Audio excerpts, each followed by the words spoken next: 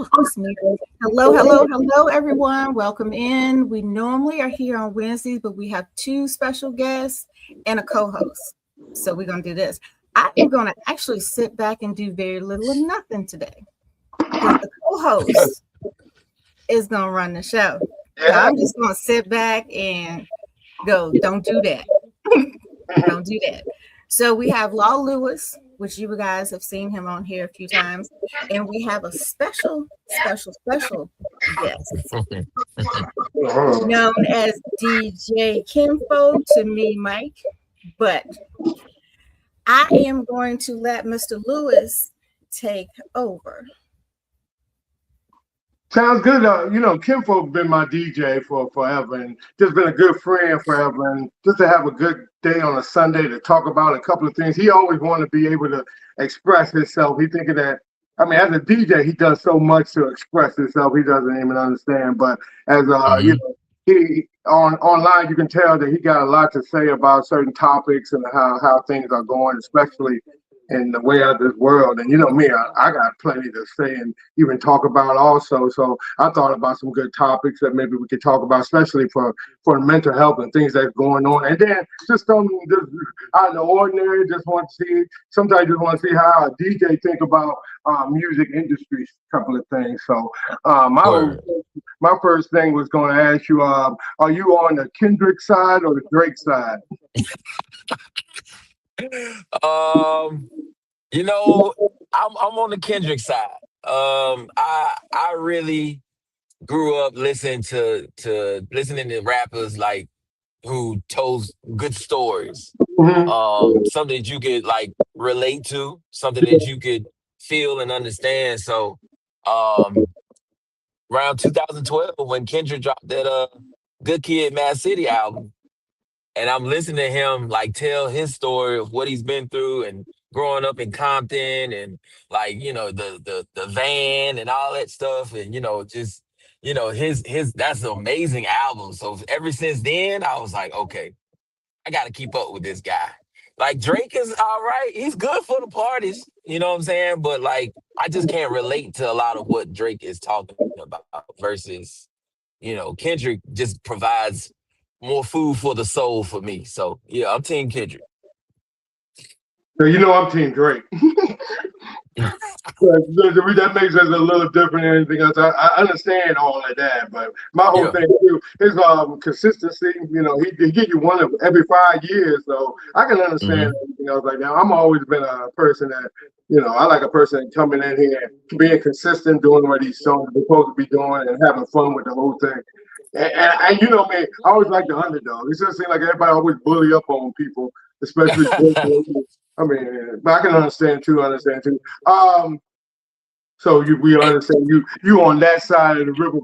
How about I'll say like, look, and granted, like I respect Drake in a sense to where like make hits. You don't have to respect him if you don't respect him in this conversation. You don't have to pretend. Right. We don't need no pretending. If you don't like Drake, we don't. You side. You pick your side today. This is what this conversation is. Go ahead. Well, he ain't owe me no money yet, so I can't necessarily hate Drake. But I will say the first two albums of Drake, I'm a fan of those. Like those are classics. You know what I'm saying? But it was just like after that, it was just like, whew, oh no, this Kendrick guy sure just make more sense to me than Drake. But that's just me. It all depends on with your taste and everything else like that. I feel mine's a little differently.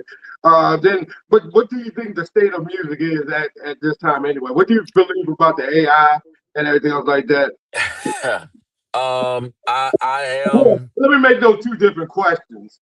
Let's say the AI. What do you think the state of music is in your eyes right now as a DJ, and everything else that you see? Because it's a whole different state than it used to be.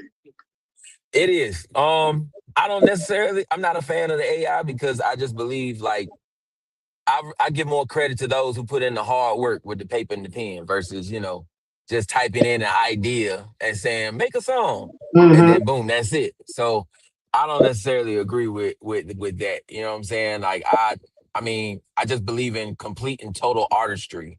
I believe in the hustle behind it. I believe in the creativity, taking that time to really just say, okay, what can I do to really make a good song or a good memorable album or whatever. So it's like for a computer to generate that for you, it don't get as much oh wow as it is versus somebody who really took their time and really just pen to paper formatted their whole entire classic album. So yeah, I don't I'm not a fan of AI at all. But you are a fan of I guess bettering your whatever you do because you don't play records no more. You go there and you get you DJ a different way off of keyboards and everything else like that. So let Right. me ask you, as a man of music, do you think that that's just?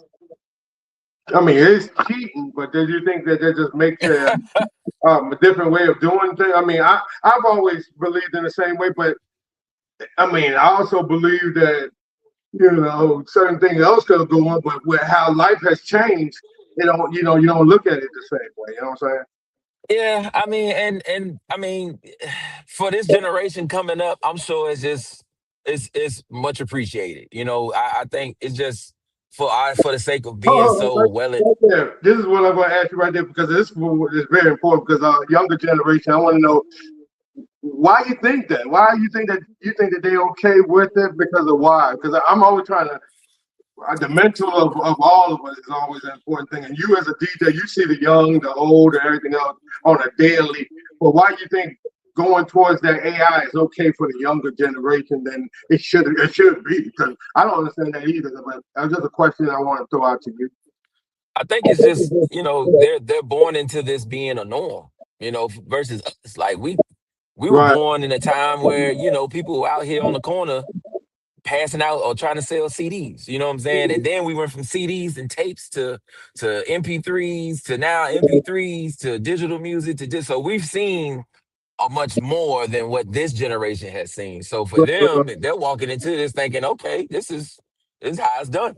There's the next step in the whatever evolution. As us, we thinking that it's jumping off the board, but they thinking that it just keep going down the same road. Right, Right, I right. understand that. I figure on that. Let me ask you this too. Um,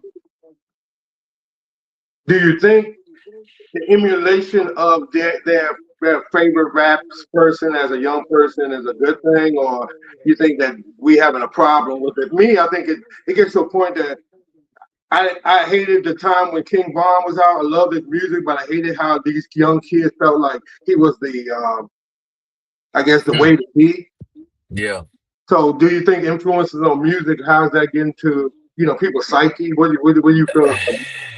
I mean, there is a source of entertainment value Mm-hmm. but at the same time, like what happened to a rapper is it's just him. It should be. I would like to think they're telling their story, right? They're telling their story of where they're from, what they've been through, what they might have seen, what they might have done. You Right. know what I'm saying? Like I hate that some of them incriminate themselves, but you're telling your story based off of what you know and who you are. I Mm-hmm. think for someone to listen to that and say, okay, well, I'm going to do that exact same thing. Like, whoa, hold on, pump your brakes. You know what I'm saying? Because that might be circumstantial to this rapper. I do believe in rappers telling their story, but give a sense of like, okay, I made it out, you can too. You know what I'm saying? So when it's saying like when you're praising the struggles of hip hop artists, like that's where I kind of like have a problem with it. Like, okay, don't hate to, you know what I'm saying? Like, I grew up on crunchy rap tunes, UGK and my family's from Texas, so you know what I'm saying? We came up on the 8 Ball, MJGs, the UGKs, the Big Pokies, and all them. And so, of course, they were talking about drugs, but they were talking about drugs because they were trying to hustle to make it out of their situation. Nowadays, you don't hear a lot of that. It's more so of like praising the situation, and I'm not a fan of it. I can understand. I mean, I'm not too much of a fan, but like I say, I can understand because I know with music when I was listening to, people wasn't a fan of NWA.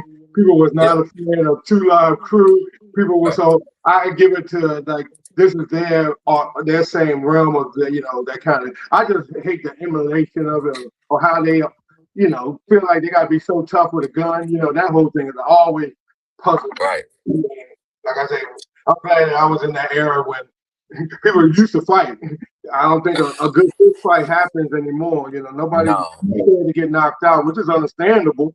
But that's Right. just the way of they think. And me, we get one, you get one, and you can go on and move on with your life. But sit around, I guess a gun gives them a little different kind of courage. But But even with like the female rappers, right? So that seems to right. be a hot topic, right? Wait, before we go, I'm gonna go ahead and get into that question right now too. I had a question about that.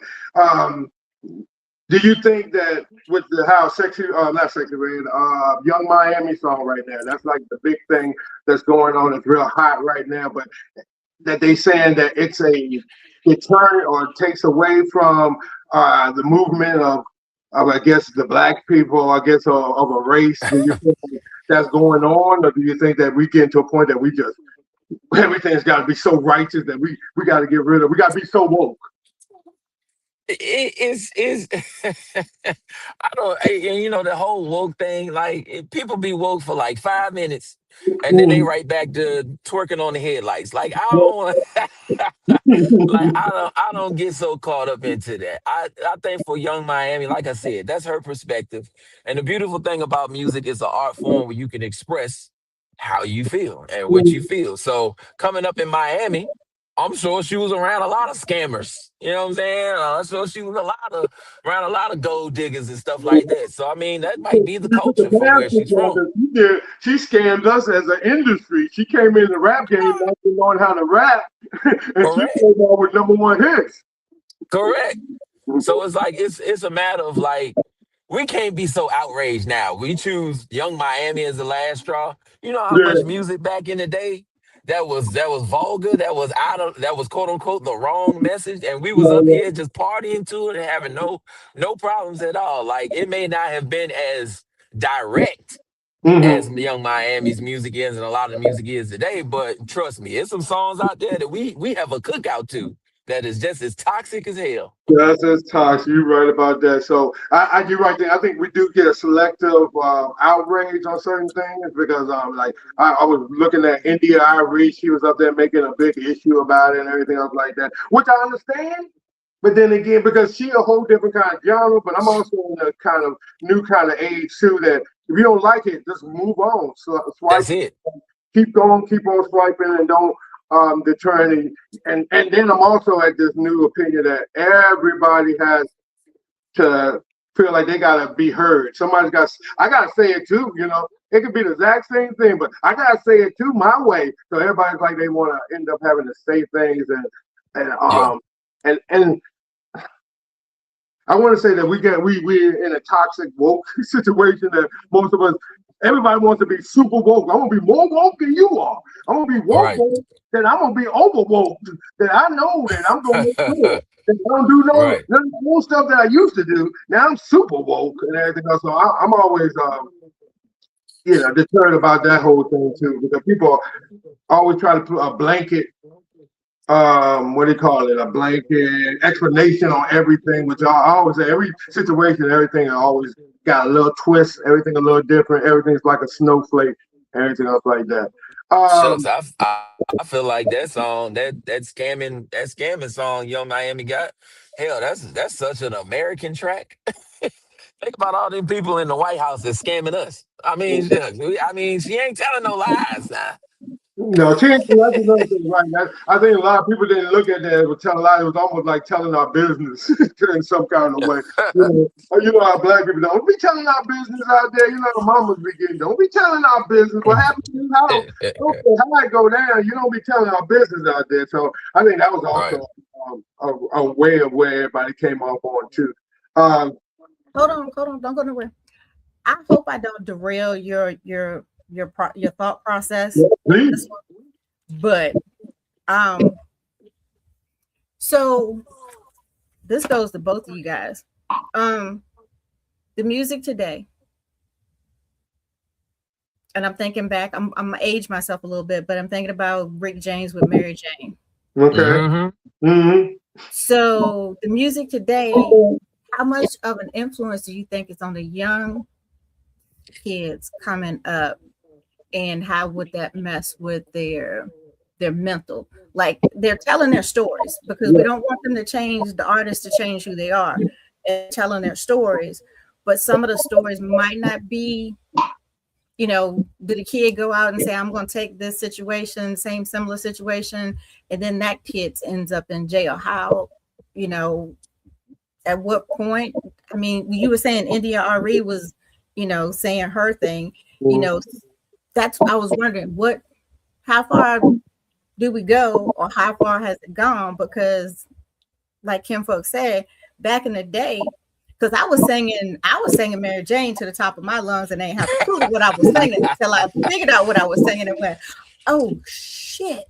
Yeah. But just I was just thinking about and Law knows this, we lost one of our football players a couple of days ago. Mm. And he had a lot on him. And I'm just wondering, how much does certain music come into play, and you can't control what they listen to. I would say, especially I mean, for what I see, because it's hard to, like I told people, it's hard to judge some of these young people because you don't even understand how some of their mindset. Because, like Kim folks say, I mean, they doing it a whole different way. It's like they already at step 500 when we were just at step when innocence meant something. It was innocent that. We just finally hearing, ooh, let me go sneak and listen to this dirty music. Now it's like everything goes along with it that I think their mindsets is so different. It's kind of hard to put them back into the uh, innocence. I think it's like the accessibility to anything. You can be. It's a no fear factor. I mean, They yeah. have no fear of Yeah. nothing. I think we That, also as a older generation we put that into them. You know what I'm saying? I can't. I always tell my son or anybody, and he's about 20 something. You tough. You can say something. You can live. I mean, stand up to your rights and stuff like that. But it also gets to a point that I wouldn't say that I didn't emphasize the real thing that a lot of them they need to understand is that you got to respect authority to a point where you got to get home, or you got to get yourself to a point where you got to be, sometimes you got to play a certain game. I wouldn't say a game, but sometimes you got to, be an awareness of a different way because people don't care no more like they used to. It used to take if you saw somebody doing bad and you told their mama, it meant something. Nowadays, it don't go as easy as it does. You tell on the little kid mama, she probably scared of him too, or something like that. So, but see, that I think that's the ultimate difference right there. Because when we came up, community was more community. You know what I'm mm, saying? And it won't just your parents. It was your neighbors. It was certain people. It was your friends' mama that made sure, like, hey, listen, just because you can't listen to it over there, don't mean you think you're gonna come over here and listen to it. No, we don't play that. You know what I'm saying? yeah, Or even if you do hear it, like granted, like for me, I grew up on Southern rap, which talked a lot about like killing and shooting and in the hood and shit like that. But it's like there was education brought behind it. right, Like, right, okay, listen, we know what you're listening to, but let me tell you what happens if you do this. Or let right, me tell you what the possible outcome if you make this decision. I think that's the difference. And some of these people now, you know what I'm saying? I'm not gonna say all parents, because there's some great parents now, but like kids are best friends now. yeah, You know what I'm saying? So it's like, okay, my mama out here twerking on the headlights. I'm gonna go club with my mama and twerk on the headlights with her. It's just like, well, what in the there was certain boundaries to know, like, okay, look, listen, like you're being guided right now. You know what I'm saying? And that provision, that education came so clutch to people, who grew up with us, because we were right. taught what was wrong and what was not wrong. I mean, given more of the consequences. These days it's just like, okay, well, that's my homeboy, that's my best friend, even though this is your son and your daughter. Mm-hmm. They can go out here and do whatever. Like it's fine with me. Let them have their freedom. That's not. I don't necessarily agree with that. Right, right, Even for me being a dad, like my daughter's 5, so I don't want her to feel like, she listened to a Glorilla song and then be like, all right, cool. I'm gonna just go out here and do it. It's like, whoa, whoa, whoa. There's education behind this now. right. Glorilla's a grown ass woman. You're still a child. When you become of age and you get your priorities together first, when you graduate school, when you stay out of trouble, when you stay out the streets, sure. When you graduate, you can go out here and twerk on the headlights. It don't matter. You But I know what I'm always saying? say too, Like by all means, have some dignity about yourself. Have right, some class. Get your education. Be smart. Develop your mind first before you sit here and decide, okay, well, I'm just gonna be like one of these rappers because you're not them. and I always say, and people always fail to realize all the hot girls or every girl they talked about or all of them was ended up with a man sooner or later. So it wasn't, Correct. understanding that they they do fake their raps sometimes. Some people out there don't live up to all those raps or how people are. But I always tell people I take it as like an actor. I don't believe that Morgan Freeman is God. How Right. many times he played it in a movie, but I'm always trying to. I can separate an entertainer from actuality because I guess that's why you know Right. my king. Let me ask you this then. We here now, right? Right? Mhm. Kimbo, who's the king of R&B? What you say? Who's your king of R&B? Oh, right now or all time? Do both if it makes you feel good. Right now it's Usher. Why? Usher just, I mean, the man is sing, dance. He's You, got there's a a, guy a named Chris Brown that might be on that. I mean, Chris Brown is up there, but I'm more lean so to Usher just for the longevity of it. Mm-hmm. Um, but also like his catalog, I honestly can't name one bad Usher song. I can't name one. I think he has definitely entertainment value that's up there with the likes of Beyonce and Chris and Mike. So I mean, you know what I'm saying? Like, I mean, he grew up. I mean, I'm sure Chris Brown grew up, idolizing Mike too. But I mean, yeah, I give it to Usher, man. I think longevity, just for doing this longer than Chris, Right, right, he's right. definitely the king right now. I got you. I got you. Now, right, here's really the topic. This is the real sticker. Who's your all time? And this is who's your all time. All time favorite R&B, I guess yeah. man. See, I'm more so of a Prince guy than I am Michael Jackson, me personally. Oh, me too. Me too. I Uh, understand that. But yeah, you in that kind of realm for like all time. all time. I hate to say it, but I didn't say I hate to say it, but I got to give it to Mike, man. I got to give it to Mike. All I time. got to give it to Mike just to see people cry and pass out just for him saying nothing. Literally, man, just walk on stage and automatically creates that type of impact just off of his music is there's nobody else that can do it. There's nobody else Okay. that's done it. Okay, I got you. My whole thing would have been a little different. I went a whole different realm with that. My king of R&B is R. Kelly. I I know, respect it. but I always tell people the one thing I can separate a man from his art or his Correct. movie or something Correct. like that. So that was always, and nobody made no songs or made you chuckle, made you laugh, made you enjoy, made you put you in a feeling that Robert D. Kelly has done. So I understand what you're saying, Michael. Yeah, he's one of the greatest entertainers of all time. But king of R&B or the top of R&B, it always has to be Robert Kelly for me. So And I I give up. Agree I with give you, up. but you see what I posted on put on there. You see what I did. I'm a fan. I'm a fan. I love my Prince. I'm upset that I didn't get to see him before he died. yeah, Yeah. So I'm going Prince yeah, I slash R. Kelly. can. No, But I don't like. you can stay on. I don't have free to teach. I don't have the T-shirt to say free him, but No, I no, I don't see, and that's not what. But that's not where I'm going with my whole thing of him because what he did was asinine. He took Diabolical. himself in situations where he knew better, or whatever. He knew Yeah. better, and that always hurt me right there. But musician wise and music wise, oh, man, can't. You and still you know, as a DJ, mm-hmm.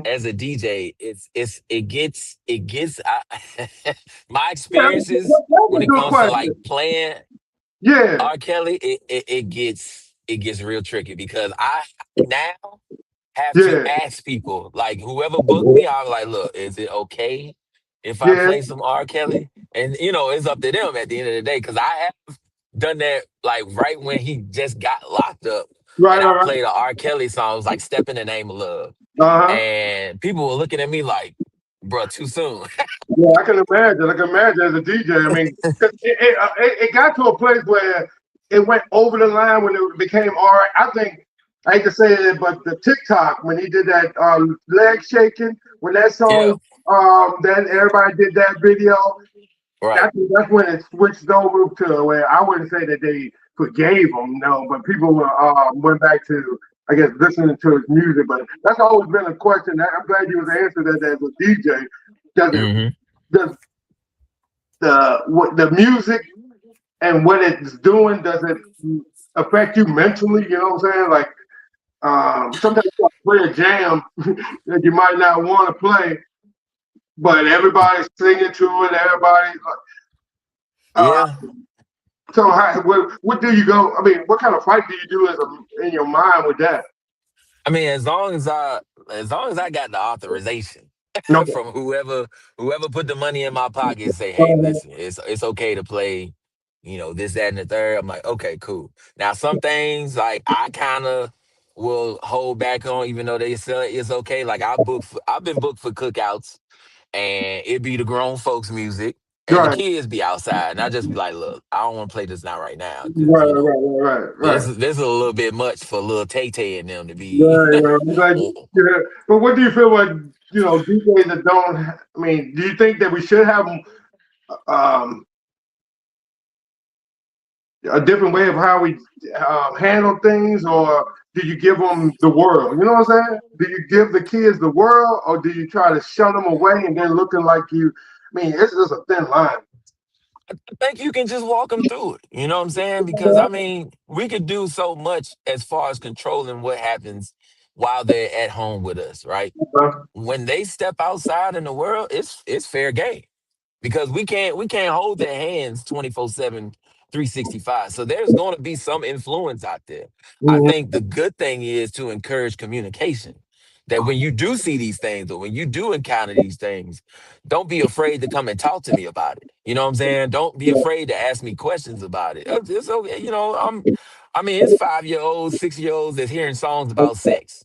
It's 5-year olds, 6 years old that's hearing songs about being choosing your sexuality. You know what I'm saying? That Right. wasn't even a thought when we came up. At 5 or 6, I was rolling cars across the floor. That was it. You know what I'm saying? Mhm. So it's I think it's just you gotta create that relationship to really just, hey, I got you. When you see something that kind of puzzles you, or kind of be like, oh boy, I don't know about this, you got a parent here that's willing to answer those questions for you.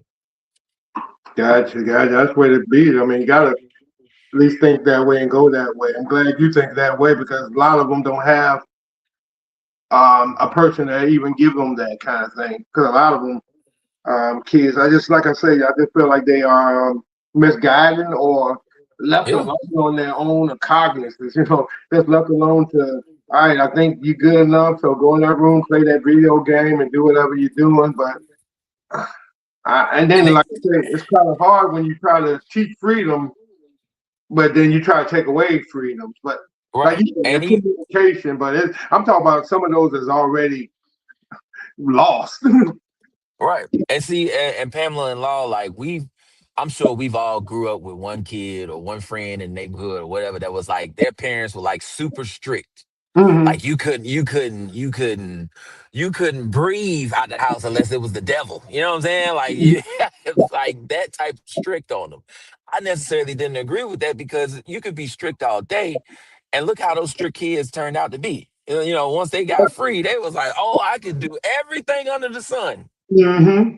And it's you and ended up in most of them ended up in a pretty bad situation, because of the fact that they were shut out from that, and they never got to ask questions about it, because even if you bring up a question about it, you got in trouble for it. Right, Like right. I've seen kids that have experienced that, and like I don't necessarily agree with being like super strict and toe down on my child. Like life is gonna happen. Just ask me some questions about it. You are talking to that person. Mm, I am that person. I Mhm. word. was in a house where I could not go anywhere without my brother following me. So when I finally got to Virginia State, Mhm. I partied Mm-hmm. Mm-hmm. every weekend, until I got back to the dorm from a fraternity party and don't know how I got back. I don't know how I got back. I don't know what happened to me. I don't Mm, know what went on at that party. The mm-hmm. next day, I had to go to the infirmary to make sure that I wasn't attacked.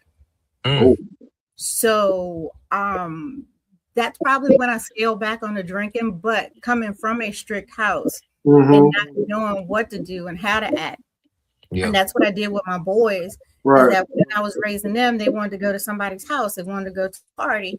Give me the details, go have fun. Mm-hmm. Because I remember what happened to me, and I tell people to this day, I don't know how I got back to the dorm. Mm, I don't know who told me. I don't remember the party. I remember going in the party. I don't remember coming out. mm. So I So get it. yeah, I guess that I mean when you got freedoms like that, that would put you in those kinds of situations. I guess that's one of those things. Like you say, Mike. I mean, you can't be but so strict on a person because, like you said, look what Pam ended up, making decisions that I bet you now, oh, she would never make. I mean, for the person I know now, but to a person where they put all the strictness, put you in a position to make bad decisions. I think that's what we gotta go try to help and work on, especially with our youth too nowadays. Uh, Yeah, and I mean that's one thing in teaching boundaries. It's one thing to teaching discipline. It's another thing that just everything you do now is a problem. It's the devil.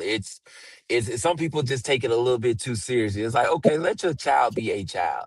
They're gonna make mistakes. They're gonna make, you pray to God it's not, nothing detrimental to their freedom or to mhm, somebody else's life. But having that ability to say, okay, you go outside, play with your friends. Or you go outside. Hey, you listen to that music. How you like the music? Okay, well, what do you think about? It's establishing that communication versus just feeling like, damn, like my parents is I feel like I'm in the federal prison in this house, mhm. and my parents are the warden. Like I don't necessarily agree with that. Well, that's what happened to me because had I couldn't go talk to him. Mm, I Mm, was scared to talk to my mom because I thought she was gonna knock my head off mm, if oof, I said something that she didn't like. I I've didn't been want to there. upset my dad because he was dealing with my crazy ass mom. So I Mm-hmm. really had nobody to talk to. And one time I did talk to my brother. He told my mom, and she whipped my ass 3 days in a row. damn. So I had nobody to talk to. So I wanted to make sure that the boys felt comfortable Yeah. um coming to talk to me. When you got your oldest coming to you in high school saying he thinks he got the cheerleader pregnant, I wanted him to be comfortable enough to tell me that. Mhm. Was Yeah. I comfortable enough to call his father and tell his father that this was going on? No, Right. because the father died without him even finding out that that happened. Mm, But if I was comfortable, I probably wouldn't have had that issue at state. So yeah. Yeah. So okay, I'm glad. I mean, that helped out. I mean, oh, Yeah. And I, then even for like some of the, like, I grew up in the church. It's mm-hmm, one thing to even be strict, but when you using the Bible and that to be strict on me, now that creates a whole nother fear into it, because my family, I grew up the church kid. I was always in church Sunday. I was watching my dad, he was in the choir, and then my mom, she did a little bit of like audio visual stuff. So like, you know what I'm saying, I was always in the church.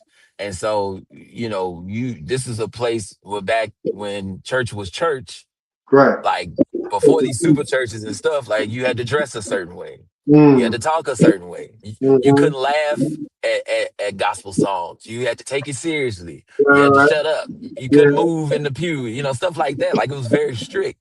So Mm-hmm. taking that from the church to the house, shucks, it was just as strict for me because it was certain things that I couldn't even say the word fart. I couldn't even say what was another word for liar?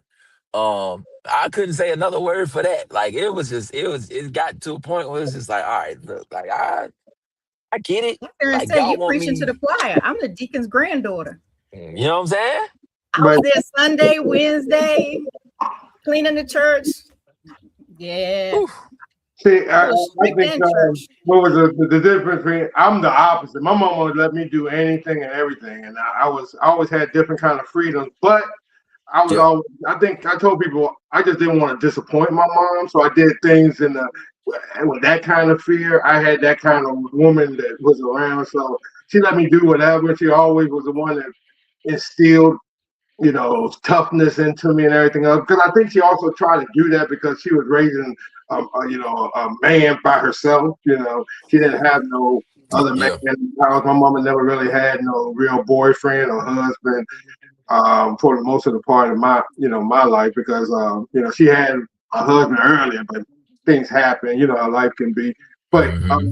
her being a single mother, I think her way of how to, plus her being a foreigner too. I think that's also the thing. You come from another country at the age of about 20 years old, and you got to raise kids and everything else, trying to make them adapt. So it gives you a different way of how you treat them, and it just gives me a different way of how I looked at things. You know what I'm saying?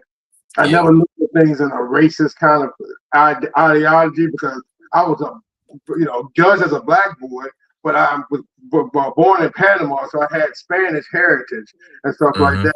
And for the most part, I hate to tell, uh, Caucasian male was always like a key point in my life because of my coaching. That's all I didn't have no dad, so my coach that I get coached by each year became like a father figure to me. And I mean, I'm glad I had some good guys as being your coach, but some of these Right. kids don't have a good coach or have a good mentor or have somebody to take them down the road. I always knew that I could play good. I could get you know, a way of coming together with my folks or with my teammates and everything else. Like, so people ask me, I played until I was 39 years old, and I always wondered why I played 30 years of football. Every year, I got to be among groups of guys, thinking in like going in the same kind of direction that I think I was addicted to it. Because once I stopped playing, it just felt like life fell down for a little bit. But it Yeah. also it made me a phoenix. I always tell people I came out of those ashes to become alive, to become the fitness person that I'm so far removed. People don't even know I was 100 pounds bigger. I used to be 275, 280 walking around here, and I'm 175, 180. And people don't Yeah. understand that I'm so far removed from that. So, Word. Kinfolk, so let me ask you this too. You go through a lot of different, I guess, because you're not just out. If people that don't know, you more than just a DJ. You also do your comedy, and I saw something you Hmm. post a couple of months ago. Almost made me choke yourself. Don't ever stop being that. You funny as hell.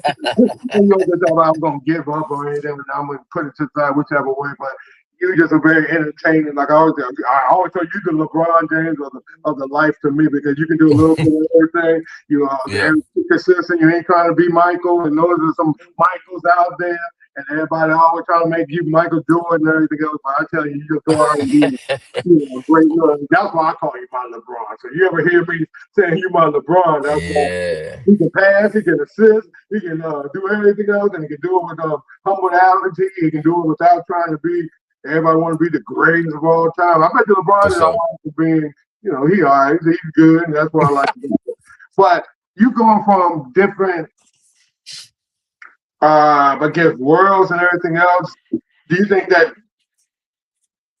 should people just focus on, I guess, one thing, Mm. or should Hmm. people keep on trying to get a little bit out and everything else like that? Because I think sometimes people lose years by trying to, focus on the wrong thing. You know what I'm saying? Yeah. So Yeah. I want to know as a mentor. I know that you're going through those things, and I always like to, ask a question on somebody. Like, what do you think about that? It's interesting you bring up the sports uh, aspect of that, right? Because if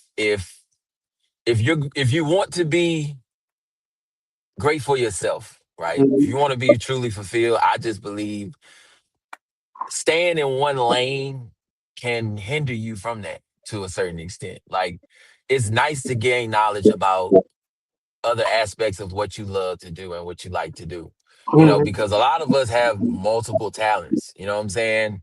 Um, for me, like yes, I started off with comedy, going out there as a comedian professionally, but deep down, I've been DJing underground since 2009. You know what Mm-hmm. I'm saying? And so I never really told anybody about it because it was just something that I just wanted to keep to myself. But I knew like I could step on a stage and make people laugh. I was like, all right, bet, I'll go out here with this first and establish myself. But I never gave up on, okay, I love music also. I love having a good time and entertaining. And this is a part of the entertainment. So technically, it's still one whole, what I'm saying, umbrella. But I would encourage anybody, explore your full capabilities because what you don't want is to be that one guy in the neighborhood to be like, well, I should have did this Wish I or I would could have did that. have. Exactly. We all know that one guy. We do know him. Or You the know? guy you said, man, he was so nice in football. I don't know why he just tried to do that the whole time. Right.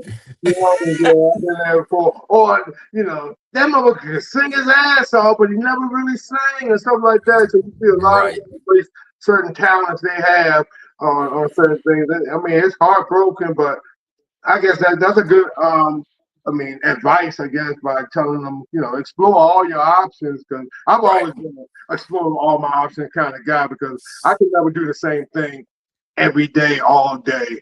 Just Correct. keep the regiment. I'm not a regiment kind of guy. I gotta have it mixed up and different things going on, stuff like that. So that's a good advice. I like to hear it come out of another man's mouth. Diddy Paul. I got one for you. I like, I You like to you hear brought you brought me right into one of my questions for him. um, So when you were on stage Yeah. and you were doing your comedy, Hmm. did you? This is a two-parter. Did you ever hit a flat spot where you did not have people laughing? mm, Oh yeah, especially when I first started. mm. So, Okay, because so I yeah, go ahead. that's what I wanted to know. How did you get Uh-huh. through that? I figured it out because it was a matter of me not knowing who I wanted to be on stage. I was still trying to figure myself out. And sadly, like when you're a young comedian, um, when you're just kind of just stepping into it, you don't realize that the established comedians or the comedians with success they've already figured themselves out. You Mm, know, what type of comedy do I want to bring? What type of audience do I want to entertain? What kind of brand name can I put on for myself? What mm, do I want to represent? What kind of show do I want to give these people when they come and buy tickets for me? What do I want to give them? Me as a young comedian, that first year it was rough because I was still trying to figure out like, okay, I don't want to be the vulgar guy because people gonna put me on the internet and I don't want to offend nobody. And then I was like, well, then again, I do have some very honest opinions and I can't too much worry about it. So you kind of water your comedy down a little bit. And mm. then it eventually you just become, look, like I got this stage and platform for a reason. That's to talk my talk. So I'm gonna talk my talk and be me. So, that's pretty much how I got through it. Gotcha. Sounds good. Had to find yourself within that. All right. Yeah. Because people will notice, like, what am I paying tickets for? Okay, I came here to see Mike J. I know he's like super funny and witty, and he talks about family and his life story, and he talks about relationships a lot and makes it funny. You know what I'm saying? So in the beginning, I was just trying to do dad jokes, just the basic general stuff. They like, man, this ain't it, That bro. was We a good came to dad hear, joke. all right, And we I came to know hear you. That you. was a good dad joke. two guys walk in a bar, and I was just like, you know what, this ain't it. This is stupid as hell. So what I did was, man, like shout out to, God bless him, man, but the greatest comedian of all time, in my opinion, Bernie Mac. I watched a lot of his stand-up. And I was just watching like how he just effortlessly just talked about his story and what he experienced. And just being himself. Like he didn't feel the need to be like, oh my God, it's white people in the audience. Let me change the subject matter. No, he said, look, let me walk you into this. Cause I'm gonna still say nigga and fuck and all that stuff. And y'all may go for some of y'all heads because y'all never been in the hood or y'all never been black. But Right. I'm gonna break it down to you to where you like, man, that is a crazy situation that they may have related to too. You know what I'm saying? So, that's why I think, man, just watching him change my perspective on comedy to where now the success started to come about. Yeah, I always like the way Bernie Mac, he went about it. You sometimes you respected every step he made. Like because it came from Hmm. grind and it came from a good spot. Even though Yeah. my favorite of all times is Eddie Murphy. You know me, I've been an Oh Eddie yeah. Murphy, but because Raw and was Delirious was some of the first really movies or DVD. Oh no, it wasn't DVDs back then. Cassette, where the tapes, the VHS tapes and everything else of Eddie Murphy was the first one. And I told you I was learning the language. So me and Hmm. Delirious, I got real familiar with joking and the comedy of America through those kind of things. So Eddie Murphy was always my favorite. I always liked the Eddie over Richard. over Richard, and I know that says Over a Richard. lot to me because everybody knew I love me some Richard Pryor because Richard was the one that I learned how the cursing and everything else like that. So I used to get those records. That was a good thing about my mom. She always used to buy the brand new records. I got Millie Jackson in my repertoire. A lot of people don't know who Millie Jackson, but she was the first one to say "F you" on a record. I'm like, whoa. Sure was. I'm like, what the hell is this going on? And it was the jam. Everybody was singing F you and all that old stuff. So Millie Jackson and stuff like that. So when I could just sneak in and I was in the era when, Eddie Murphy was just really about to start popping. So it turned out to be a marriage made in heaven for me learning the language. Plus, I think I get a lot of chuckles and humor off of things that Eddie Murphy is more in that realm. But like I say, I ain't taking nothing away from Bernie.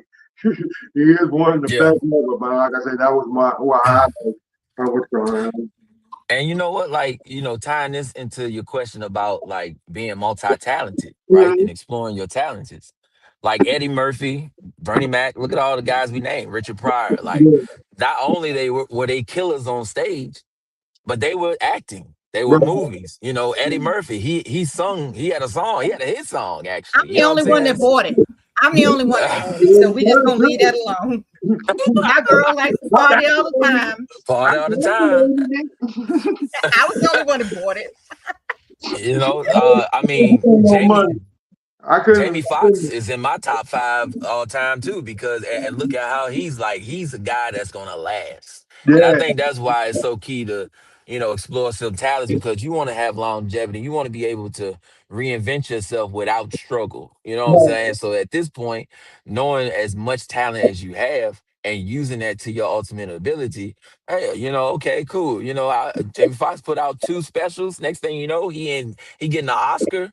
Next thing you know, he putting out a certified gold or platinum I think he album. one of You the know what I'm only saying? EGOTs. He one of the only people that got an EGOT. They got an Yeah, Emmy, Grammy, Tony, and an Oscar.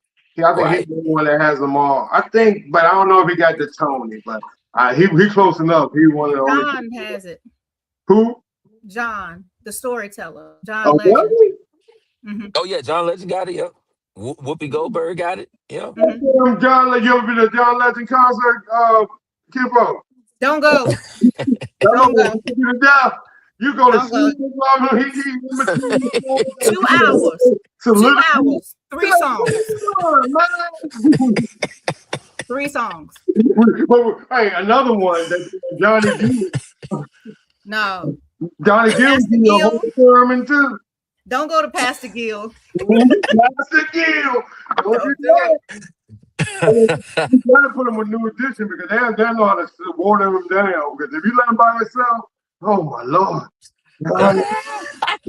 He goes from Yeah. put on that red dress to amen. Y'all, I mean, how do you do that? How do you put on a red dress and then start preaching? Because it's of God. Don't do it. Stay away from John Legend. And you know, I was thinking about that too because I had seen something advertised last year for John Legend. I was just like, I don't know if I would pay to go see like his album. His music is good for like the car rides, but like for a concert, like I'm thinking like I want to get out my seat, move a little bit. I don't see John Legend having when it. he's singing. When he's singing, you do. But you gotta hear the whole damn story about the song he gonna sing. And then he got the nerve to take intermission and change his clothes and he broke a damn sweat. Oh my God. And When then he he sit comes down back at the and piano. start with a story. And then say one more song and tell you another story and then say goodnight. What the fuck was that?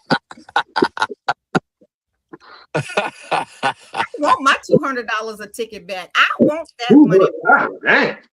Hey. And I was Fight sitting back. in the grass. Fight back, John Legend. Fight back. Fight back. Pick up a stick. I mean, I just feel like his music is just out of and the man voice is probably, I mean, sure, phenomenal in person. Don't get it But wrong. like, I don't want to. Me personally, and I've never been to a concert before, right? So it's like thinking like, okay, my first concert. Do I have a choice of John Legend or anybody else? I'm choosing anybody else, and that's no not to John Legend, but I don't want to sit there and listen to elevator music as my first concert. You know what I'm saying? Like I just. And don't go see Fantasia. Oh, she started catching the Holy Ghost too. I ain't never seen Fantasia. I mean, did I see Fantasia? She always took off her shoe. Yeah. We walked out. But yeah, no, she's a storyteller too. She's a storyteller and Holy Ghost. No offense, disclaimer. I ain't got nothing against it, but I came to see her sing the songs that I used to listen to, and yeah, no. Well, that's good that she's actually at a level now of telling stories. Because at one point, yeah, she ain't writing that story though. I want my money back. At one point, You're gonna get me in trouble, Kinfolk. I ain't supposed to say that about Fantasia. I love Fantasia, but she's a taken woman now, so it's fair game. Look, Escape. Don't go see Escape. Don't go see none of that. I hope she ain't prenup because she can't read it. Hey, yeah. You said you would play a game. Oh, wow. Man, that's crazy. That's crazy. She didn't write it either. I know that. Shots fired. Man, I love crazy. Fanny. I love Fanny. Don't get me wrong. Allegedly, she can't read. Allegedly, she can't read. Well, we all know what concert I will see over and over and over again. It's two of them.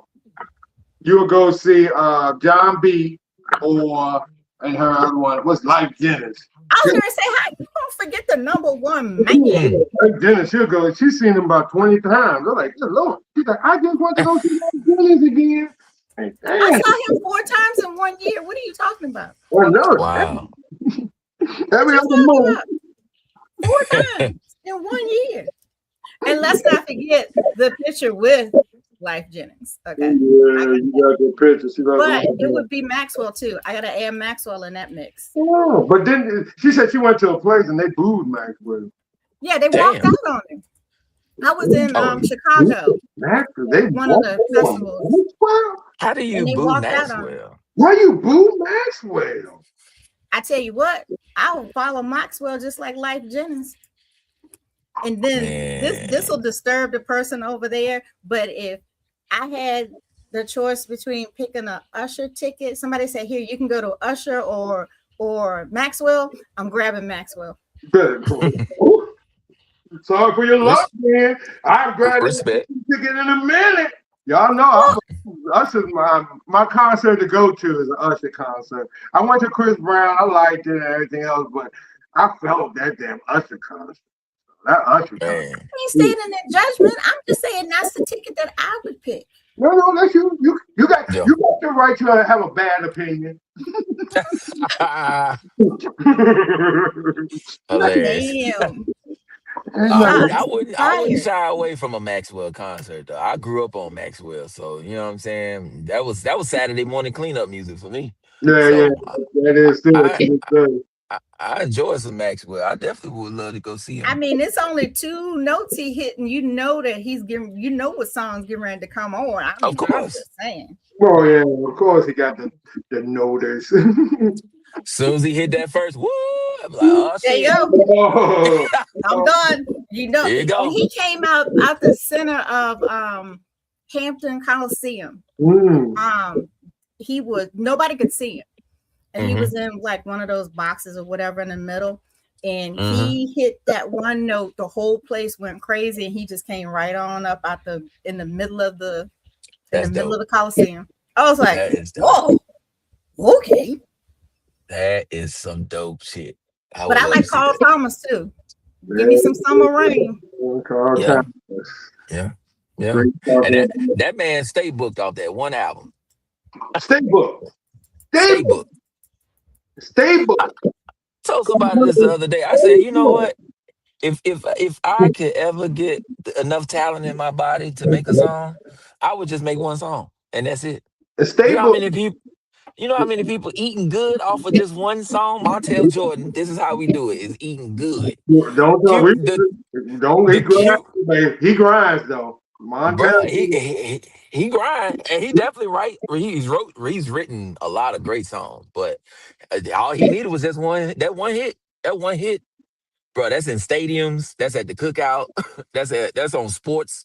That's in movies. That's in everything. Like I'd rather be like him than to be a guy that's out here trying to make 23,000 albums and trying to look for a classic. Nope. Give me one classic hit. I'm good forever. I'm straight.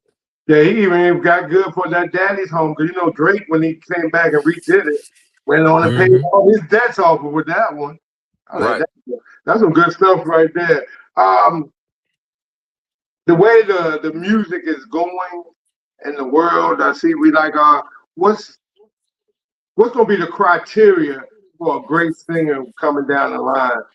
That they adapt, that they continuously just stay with the old way of doing things. So what's gonna be like the when you get like 5 years from now, what's gonna be you gonna say, well, he had the charts or he took the new technology and took it to another place. So what you think? I think it's a matter of that now. Like when it used to be just about the music. Mm-hmm. Now it's more about the influence on top of the music. So it's double the criteria, because there's so many singers out there. If we walk down the street and we saw them from back in the day, we wouldn't even recognize them. Now it's like social media has become such a big thing. Right. To where, what I'm saying, now you've got to present personality with your music too as well. Everybody's got a voice. You're right. All right. So I think that criteria is definitely going to evolve to that. Same thing as sports. You know what I'm saying? Like, Right. there's certain stats you looked at just in general.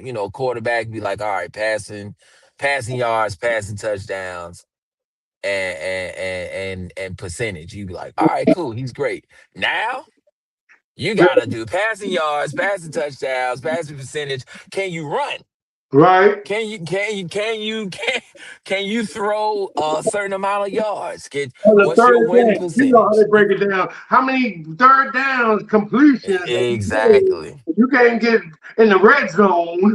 They Right. keep it down to a quarterback nowadays got to have I won't say perfection, but for you to be considered a great, your whole repertoire has to be when Dan Marino just had to take 3 steps back and throw a ball. You got to be able to run around the corner to flip it over to a cousin and make sure that the coach keeps his job and to be a good quarterback and win. Right. It's so much more to it, man. It's so I think when it comes to like being an artist now, like shucks, in order to be considered one of the greats or the goats, you're gonna have to step outside just the booth, and you're gonna have to step into the social media realm and actually sell yourself. But you don't think that takes away from your mystique as an artist? You know what I'm saying? Because I always felt like I don't look at what's his name, Blueface, the same as I did before he became this media guy. When he first was the first rapper, I looked at him a lot tougher and his mystique was just a lot more. But once he became just this dopey ass dope guy, dude guy that just ain't really about anything. I mean, his songs didn't hit like they used to. So I always say that I know they got to come into it, but I think they got to come into it in a it's just a sticky road as I look at it, to be an entertainer or for you to be like you say, for every one of you, there's 100 of you right beside you that would take what you would say I ain't gonna do. The next man right next to you that will take and do and make your whole against the whole genre. I say sometimes the whole genre of music and the whole genre of life, I would say genre, but the way we roll in life, it just gets to a point that most people just doing it, I wouldn't say wrong, but doing it in a whole crazy way.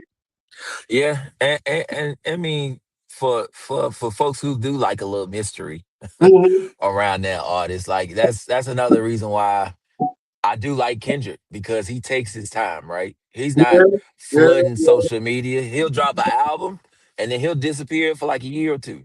And then Right. he'll come back, drop another album, disappear for a year or two. Like I like that because I feel you on that. it versus the artist that just over floods. Like sometimes you get a bit overwhelmed. But I like a active. I like my like even in my favorite ball player. I want him to keep playing. I want him to be on the field. I like him staying up with what's going on. You know, one thing you can't say, Drake has not just he's stuck with. What I always tell people, the smart thing about Drake, he can adapt to anything. Any music and make a hit. He went to Houston, made that Houston sound, bam, hit. He went to Atlanta, made that hit, bam.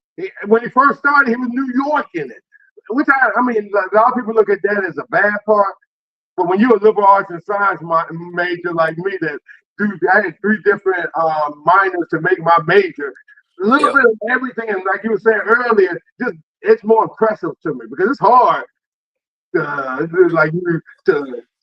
be good at and I wouldn't say everything, at more than one thing. A lot of people are good at something, but it's hard to be good at a little bit good at everything. And it's like, do you want your artist putting out 13 albums? Or do you want your artist to put out 13 good albums? You know what I'm saying? Like, sometimes some people are just trying to stay up and stay so close. Music is like distributed so fast nowadays. You don't even really get the chance to enjoy a song because now 2 minutes later after that, they done put out another song. You're like, well, damn, I got to keep up with this one. I can't even enjoy this one. Stuff like that. I tell people, but that's the way of our world because I hate to say it, they do the same thing in the dance community too. That you get to a dance, all of a sudden, bam, that same person come up with the next remix of the next dance and everything else. Now, they're moving on to the next dance and stuff like that. But I mean, that's also how sports are. You know what I'm saying? I'll tell people as a society, we'll let's go to the next kind of people. I mean, that's the scary part about it. Like you said, we don't stick around and smell no roses anymore. Like, let's go. Time to go to the next one. But how our society is designed, 30 seconds is what our attention span is.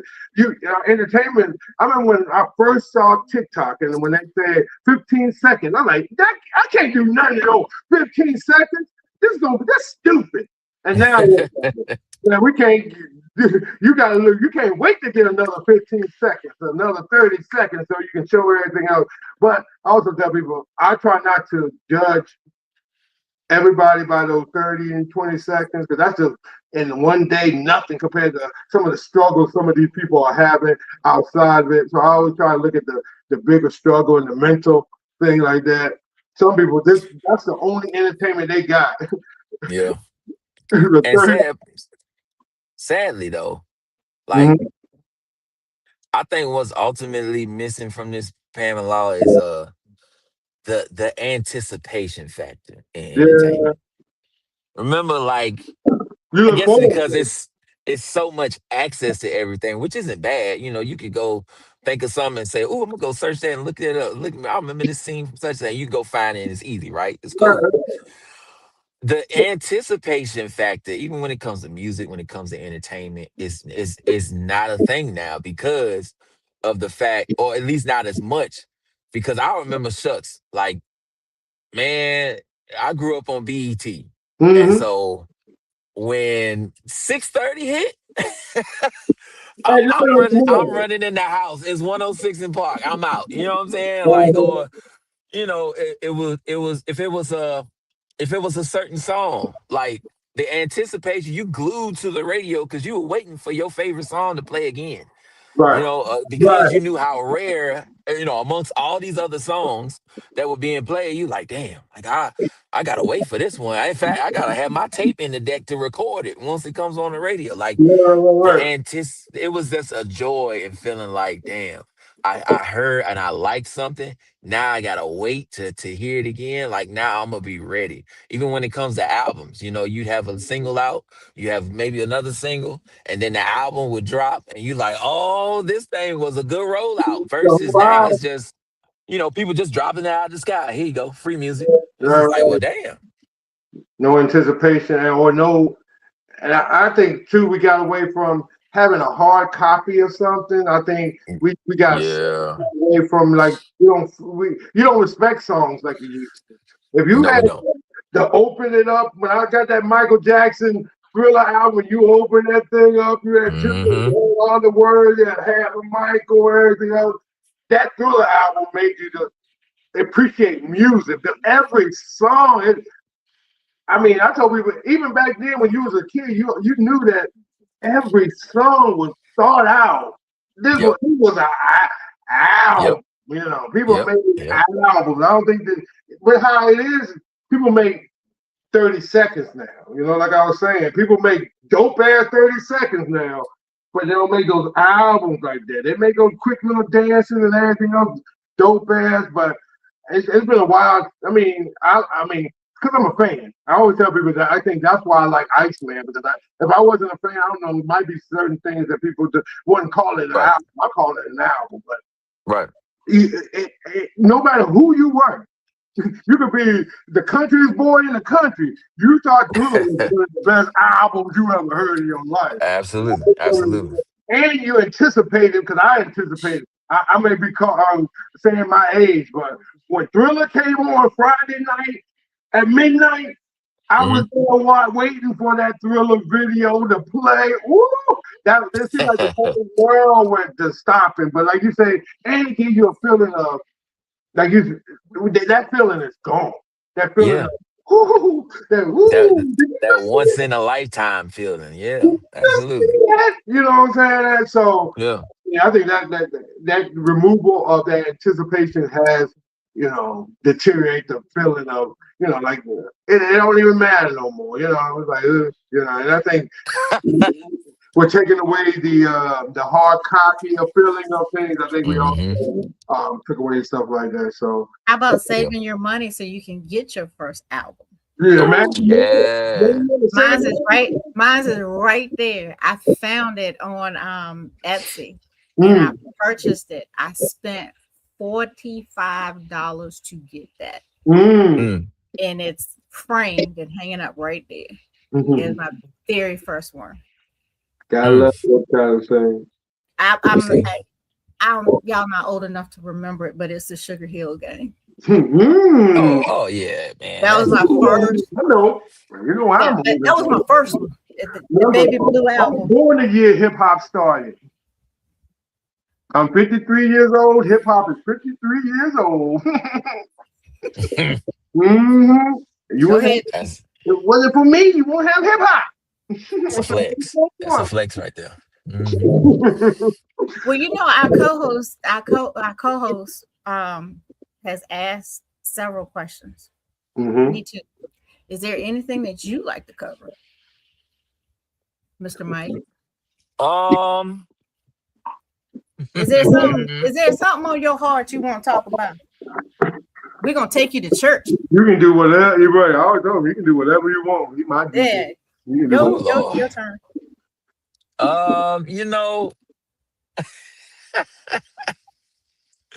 so I mean, it's a lot of things. I guess to start, I mean, I know we talked about you know, talents and you know being a talent out here and especially here in the Richmond area and things like that. Um, I have because y'all have been to different venues, correct? Yeah. You've been to different places to enjoy entertainment or at least try. Right. Support is Uh, our main thing. right. And for me, like when it comes to putting on shows and entertainment, like I like to stick with us. You know what I'm saying? I do want us to do better as far as just how these venues treat entertainment. And I'll break that down for y'all because it's just I don't like the fact that you know we get taken advantage for what we provide to a venue and their audience. And I think that's something that you know whoever's watching may be thinking about getting into the realm of DJing Yeah. or you know rapping or just entertaining or even doing a live podcast. You know, like picking the right people that will support your vision wholeheartedly just as much as you support their vision as a venue as a business. I think that's something that is goes very underrated Right. when people get out here and just put stuff together because you know you could walk into a certain place and be like, yeah, they don't like what we do. You know what I'm saying? And then you could walk into certain places and be like, okay, this is a good fit. But you know, I just think in the aspect of like doing, especially what I do as a DJ, like it's got to make sense, man, on both parts. And I think that's the one struggle that I'm kind of just still kind of experiencing now. Um, it's just you know seeing the venue treat the people.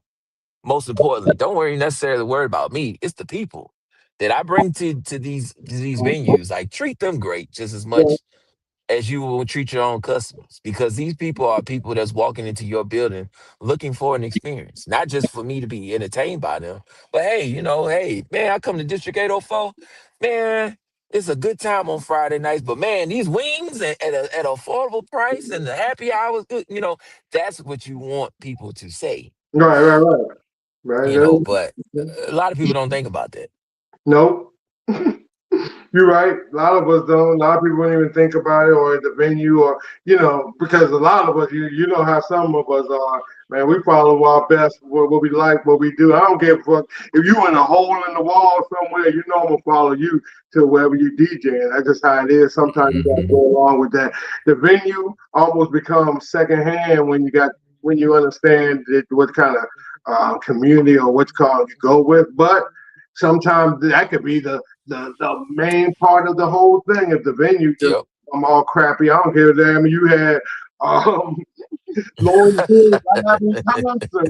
It's like you live the venue ain't right and it can't go on and stuff like that. It can ruin everything else and make it go a whole nother way. It's just I always tell you we play just a slippery slope in kind of in these kind of entertainment worlds and everything else like that because people Yeah. want to have they want top notch quality for Hmm. the cheapest money spent. I'm like, Correct. you ain't, it's like people will fight you to make the nicest quality, the cheapest price. You know what Hmm. Hmm. I mean, I think because I'm also a business minded, I mean, I'm wearing my own shirt, but when you're in business for yourself, you look at things a whole different way when you understand that, sometimes you got to pay, or sometimes if you want cheap price, you have to cut back on something. So I think that goes to the realm of venues and I guess how people treat each other. What's always the first thing they'll say? It ain't what you what's called it's what you negotiate. It ain't what you getting paid. And everything else is what you negotiate. So you can't be mad at what they give you, but you really should be mad at yourself for what you negotiate yourself into. But that also puts yourself. A lot of us don't want to do it. Is self accountability. Yeah, of course. That's the biggest problem. In a society as people, we can find any reason to not be accountable for it. I know I might have broken a lot of people's feathers when I say something like that, but as when I look, because I always tell people I catch myself, not being as accountable as I say. I'm supposed to be doing a challenge each month. And I'm not even doing my own challenge. I'm up here boosting everybody to do. So sometimes I got to find accountability in myself. It's like, how you expect other people to get better if you ain't getting yourself better? Correct. And somebody trying to get themselves together this week. Don't think I don't see. I read everything. I see everything, folks. So I see you on Saturday too. I see you DJing at this fitness thing on next Saturday. We're gonna be straight all week. We might have to boost.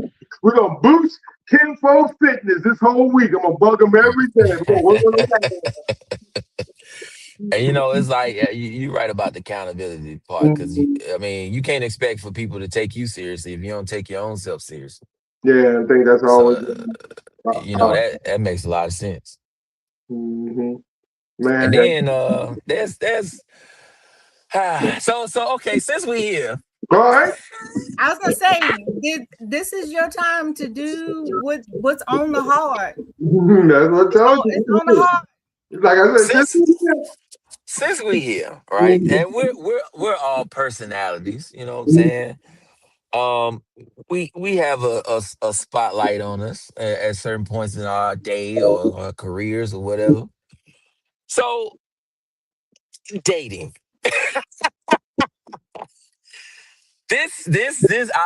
I'm men's mental health.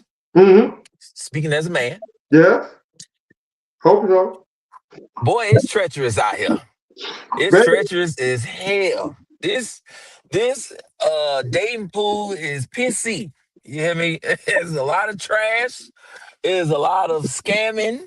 Shout out to Young Miami. It's a lot, especially when it comes to when you're somebody who is trying to make your vision work. Right. You have a risk of dealing with people who are selfish. Right. You have a risk of people not willing to understand what you're trying to accomplish.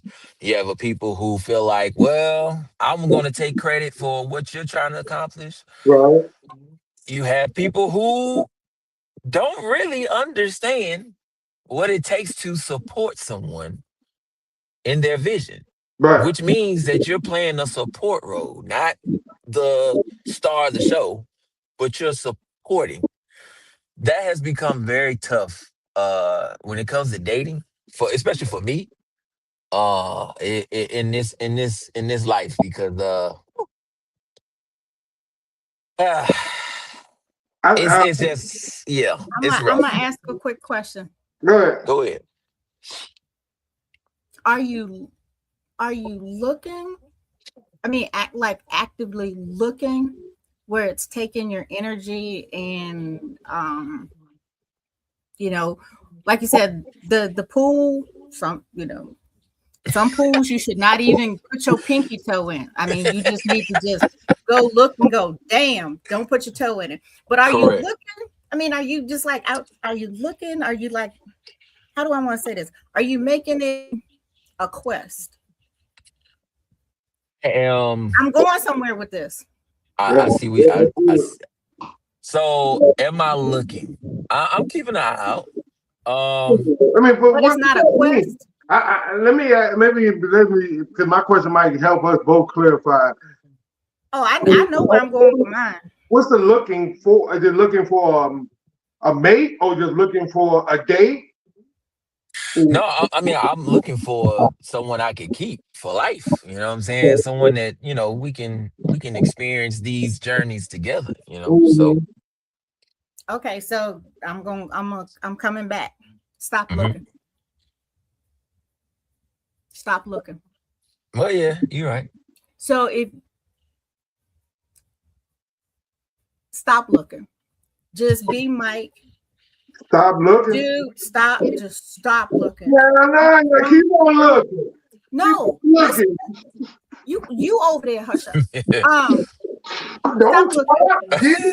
Because when you're not looking, it walks right into you. Okay. When you're not making it a elbow bud type thing. Sometimes it walks into you when you're looking too. No. Because this shit that climbed out of the pool that he doesn't want to deal with is what's walking to him because he's I hate to tell you and him, what pool you gonna jump into? What you gonna do? You gonna find another pool? I don't swim. I don't swim. You better learn how to swim in this water. No. So since we got this debate going on, for me, I'm not looking. Okay. I'm not making it a quest. When it happened, it happened. If it don't happen, I'm good. Right. Because I got to make sure I'm good. Because if I'm not good because I'm on this quest, then I can't be good for somebody else.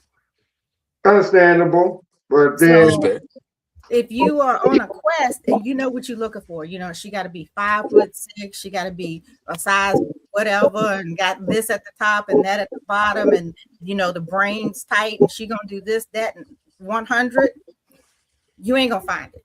No, not at all. So you're gonna be out DJing one day, and this little girl gonna walk across the floor, and you're gonna look out, and she gonna look up, and then you're gonna see the whole Tweety Bird shit just happen because you ain't looking. Yeah. Hopefully. She might not be here. She might be at an event in North Carolina. Wow. For me to wait and to not do nothing. But if you're living your life and doing the things that you want to do, what you want or looking for. What's that story they always tell you? You tell I'm waiting for God to send me $1 million. He said, well, look, I don't want to scratch off. I'm gonna wait for God to send me. Look right there. Look right there. Look at this right there. Ooh, they found me gone. It worked for something. God bless that brother. Man, we want everybody to work for everybody, but for the rest. Yeah. Because you and this is just me. You're putting so much energy in looking for that particular person that you've got designed in your mind. That the person that you're actually looking for, or the person that's meant for you, walked past you because she wasn't what you were. It wasn't in that map. It wasn't in that blueprint. But if you ain't shooting the shots, how you gonna make the points? Well, depending on if you. Well, see, he's shooting the shots to not shoot the shots, but he's looking for a long term. So if he keeps shooting shots and come up as a person that ain't doing nothing but sticking and going, then I'm not saying that. I ain't saying that's the shot you shooting. But well, that's always seemed the shot that follows. I mean, if you open up the 3-pointer and you're gonna shoot that shot. So if you meet that girl and she seems like she everything else, you're gonna go after her. So you going after the one that meets that fits the blueprint. No, so, I'm going after the best fit, not just the only fit, the best fit. Like you say, I ain't gonna find the exact one. Yeah. But like he also, like I say, it's one of those tricky things. What else you supposed to do? If you ain't, yeah, you're right. You can wait. I didn't tell him to wait, but I'm just saying that he just can't go out like Elmer Fudd with his guns blazing or and one hunting gun rabbits. blazing, following that one gun, but you also got the little one, Mm-hmm. that you got to, you bringing her into this, bringing this Correct. female into the situation You're with right. the You're right. daughter. They play a big part. It's a big role. I'm playing devil's advocate and just having a little fun. I hope. I mean, just because you are able to be out there, shaking and moving and grooving and picking up what you want to, I mean, that's you. Right. Yeah. Like I said, there's some truth to that thing there. As long as you're doing it smartly. Or Uh, having putting yourself in a position to win. You know what I'm saying? I'm not also saying that there's a lollygag out here doing it, just anything else. But if it ain't wasting your time or your energy, go use that time and energy on making some money or doing it. I always tell people that's another thing. Don't put all your focus on, maybe it's just me. Don't put all your focus on just one thing, you know what I'm saying? Make sure that you able to make those adjustments and stuff Well, like that. What they say, that you can find a good girl in church. They say that. They also say hey, that's where the freaks be. Yeah, that's where the freaks be. You heard it. You can find a good one in the club too. One or two on a good night. But see, So like the that's club my girls thing. are good for what? Friday It's night, Saturday just night, and breaking breakfast on Sunday. But do they support? You just gotta. Hey, those three but nights are You don't put me on my soapbox. You know how I get on my soapbox. So I get on my you push me off my soapbox. I love playing I'm devil. weak. Good, but see, you like gotta even with that, know what you're looking for, but not search for and I agree, right? So for me, I mean, listen. So how can I put this? I believe in taking my time. I believe in taking my time to get to know somebody, right? Because that's how my mom, pops always preached to me. Like they've been married for 40 plus years. And so they always said, we took our time. We patient. Now, do I want to be exactly like them? Hell no. But you know what I'm saying? Like I took things and say, okay, well, that makes sense because I don't want to just commit to just anybody or anything just because I want somebody. So I believe in courting, which is such a lost art nowadays. I believe in getting to know you. But the women these days, they want you on the first day. Are you taking me to Applebee's? You taking me? We going out to eat? What you gonna buy me? What you gonna, bro? You don't even know me like that, and I don't know you. So that just asking for that off rip, you run into that so much nowadays. It just turns you off from even wanting to find somebody. Right. Because they see you as a man who's out here DJing, and they think, okay, well, I know you pulling in money. I know you getting all the women. You getting all this, that, and the third. Let me see but it's I'm so much more deeper than that. Like, are you gonna appreciate me after I'm only a DJ for 2 hours, 3 hours? After them 3 hours, are you gonna like who I am after that? That's the part that I'm trying to get to know. And am I gonna like you after that? You know what I'm saying? So I mean, to be worried about my pockets and what kind of date you want to go on and the lifestyle we might be living, like I don't want that. I don't want that. Gotcha. But that's what a lot of them mental is. That's the way a lot of these women, 250 seem to do anything with some of them.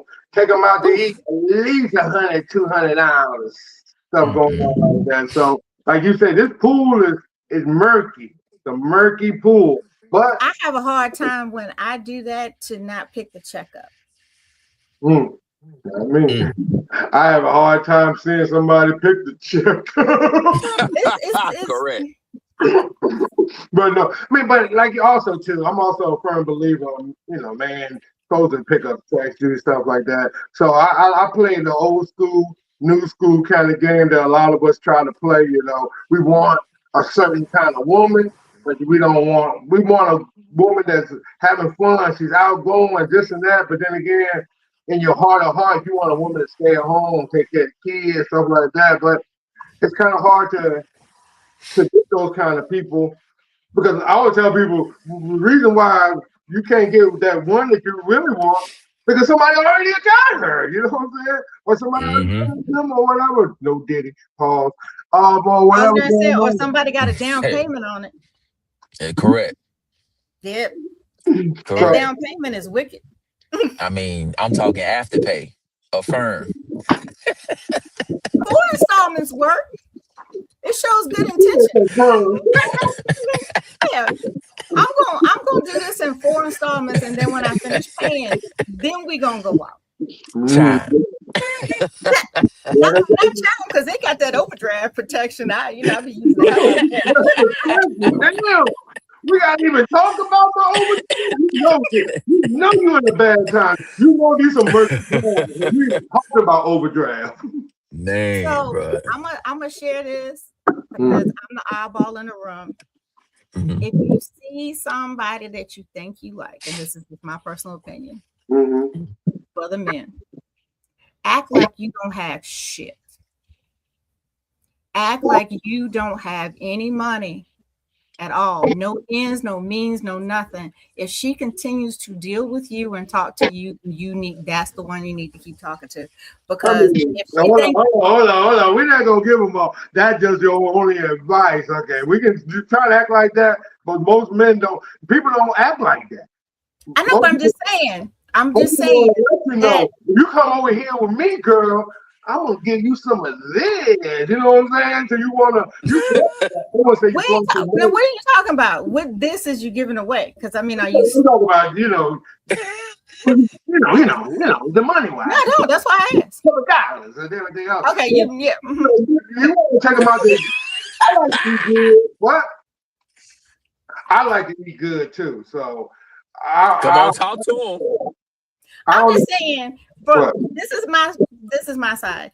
If I am into you, and you don't have Jack, that shouldn't disturb me. It should be you that I'm concerned with, not in your back pocket. But it does.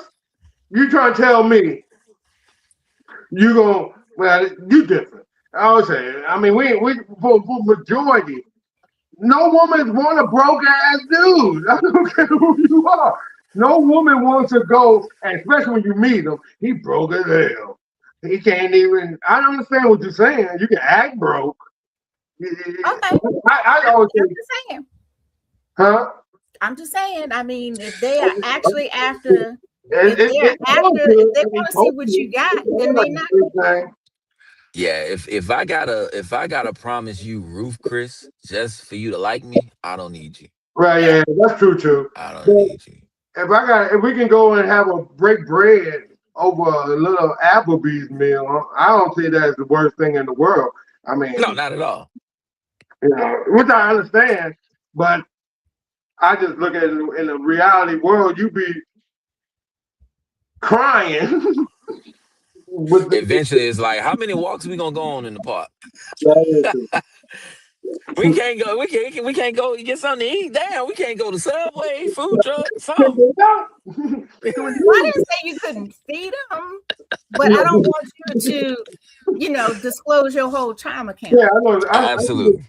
Yeah, because I mean, if you want to take them over to a happy meeting between both of us. Actually, it should be to a point where you ain't got to show them that you got the whole Ringley Brothers and Barnum Bailey circus of cash or anything else. But you can also pretend that you can. Correct. You if it came down to it, you could take care of yourself first, Mo, and take care of her if it came down to it. You can show them a paid electric bill. Damn that. They don't need to know your damn. They don't need to know your balance. I paid my rent on time. My history, because on every bill they tell you the history of the last year of how many watches you have. You know what I'm saying? Look, if she wants to come over and say, "Hey, look, my light bill's paid. I'm good." But I've got friends that are walking the exact same path that Mike said. That she was like, she wanted to go to. Here it's called, I can't think of what it's called. It's one of the ones that when you go and you ask for a side salad, side salad for me is some lettuce, tomatoes, some stuff. Not a lettuce head cut in fours with, stuff, that type of restaurant. That's the only one she will go in. What they call those, a wedge? Yeah.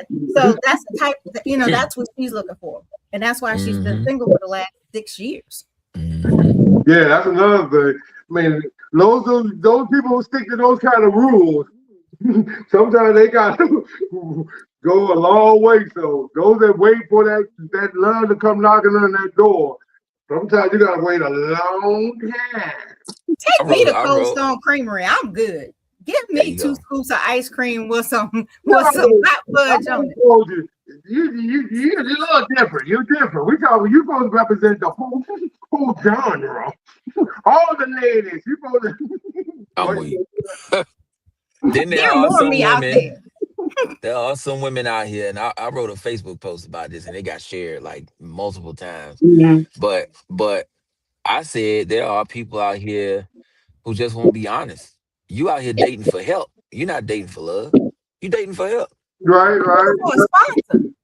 But how you gonna tell somebody that? How you gonna tell somebody that feel good about that though? If you think about it's easy. No, it's not. It's easy. I wish a woman would come and say, I'm just dating you for your money. They don't say that. No, it would be for you to say, hey, I think you're just looking for a sponsor and I'm not the one. Yeah, it would come to that, but because we'll never tell you that we're looking for a sponsor. And we would never. No, we'll never tell you. Never tell you. So never that. Never that. I went through my sponsor stage. It wasn't pretty. Well, being sponsored or getting sponsored? No, I was getting sponsored. Oh, I didn't know wrong with that. Yeah, I was getting sponsored. Let me ask you then, that just to be, I mean, you can be a lighthearted or anything else, but do you think that a woman that's being sponsored compared to a woman that's sponsored due to sponsoring, is there a bigger mental lock on them? You know what I'm saying? So, a woman that they doing the sponsor, does she feel like she's a bigger woman than she is compared to a woman that's being sponsored? But because in some realm, a man would treat a woman that he's giving money to better than he give to a woman that's giving him money. You know what I'm saying?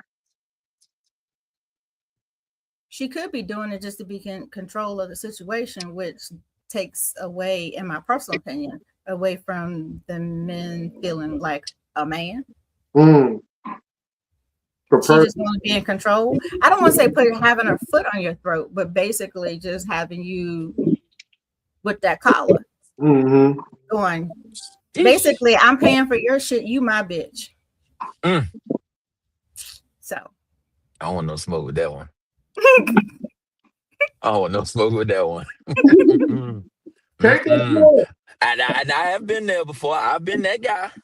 That got showered. I've been that guy that moved in with a woman in her place. No. And there's nothing wrong with that. If it doesn't mess with who you are as a man. But if you're okay with this, and overall, yeah, it's something. But overall, I don't think a man should move into a woman's house. That's just fuck. Excuse my language, but fuck no.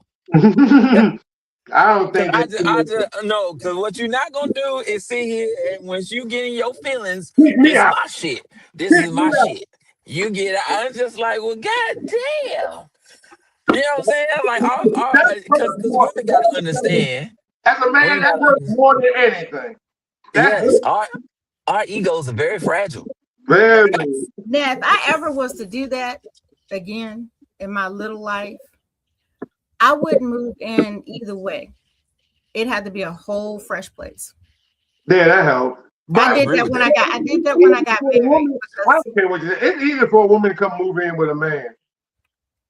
Because for the most part, it's gonna take some extreme stuff for him to kick you out or to throw that in your face. Because once you throw that in a woman's face, she's gonna go, and you would never do that. Get your shit and go. Like that. I just forget here's the thing. You would never tell a woman, this is my house. And she would go crazy. Well, if you move in with a man, this is me. If you move in with a man, because that was presented when I got married, and that won't happen. If you move in and they're already set, they already have their ways, their things, their everything, their way of doing stuff. then they might not feel like that's where they belong because they're coming into it. And for me, when that was presented, hey, I have this house, let's move in. No, your parents are living there. Moving in to your house where you have your parents. So if we get married, I want a whole new space. So there wasn't his space or my space. We got a new space. Then everybody was on that level situation. I think that'd probably be the best way to just clean slate. Don't move into one way or the other. Because I know, man moving into a woman, I don't care what slate, whatever, don't do it. Don't do it.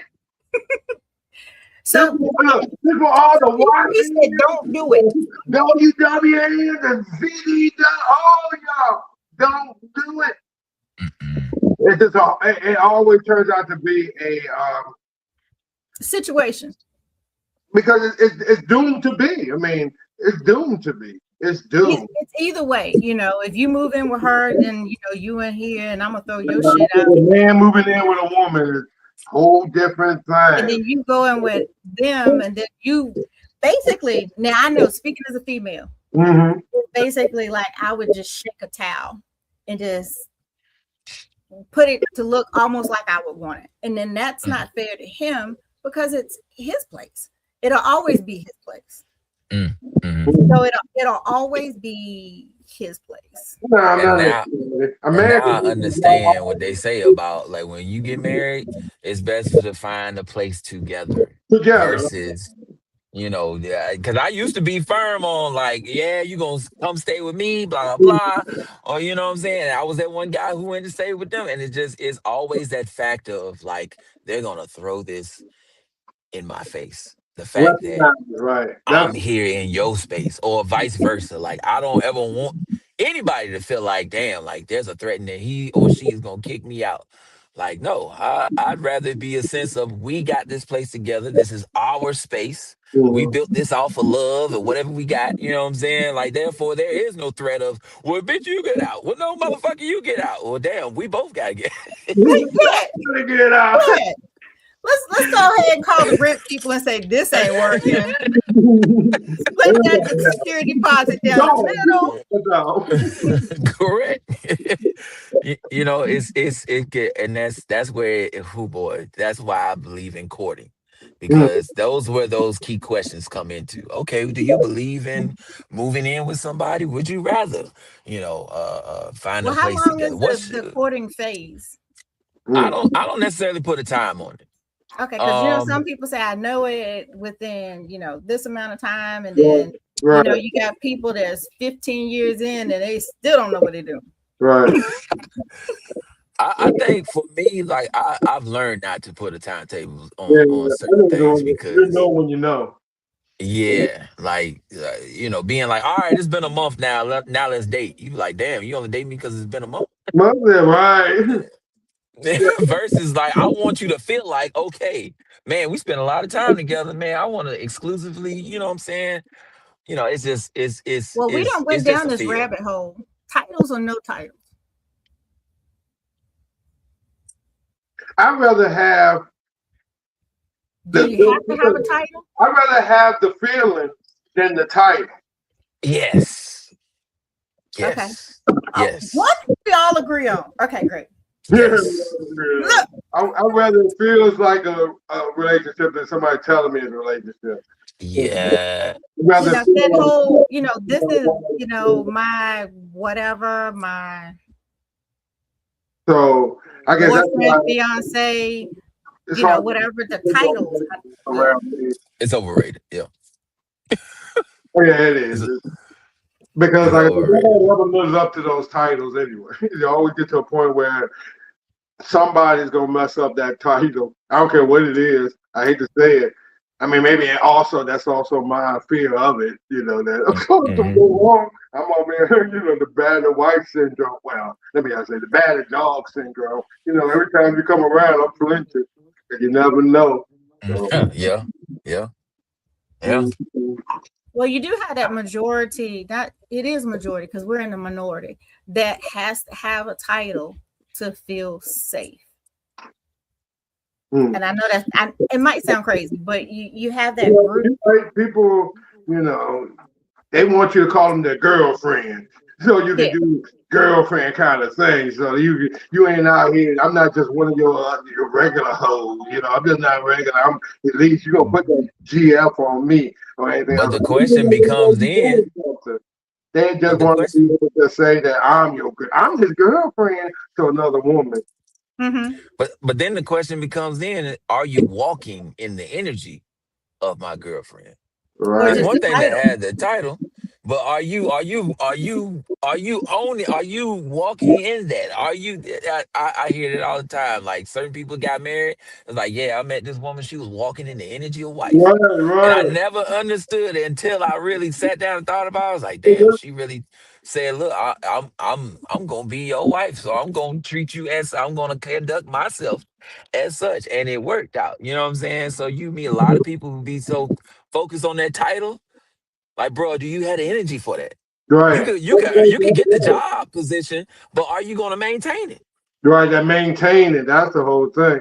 Because Once you get the title, is just like it gives you that free reign to go up, like you said, to go up to somebody like, let's say Mike's out doing whatever Mike does, and she sees Mike talking to somebody, she's going to majority insert herself and go, excuse me, you talking to my boyfriend, you talking to my man, you talking to my Johnny Gill. It's the my whatever goes behind it, but the my becomes the title.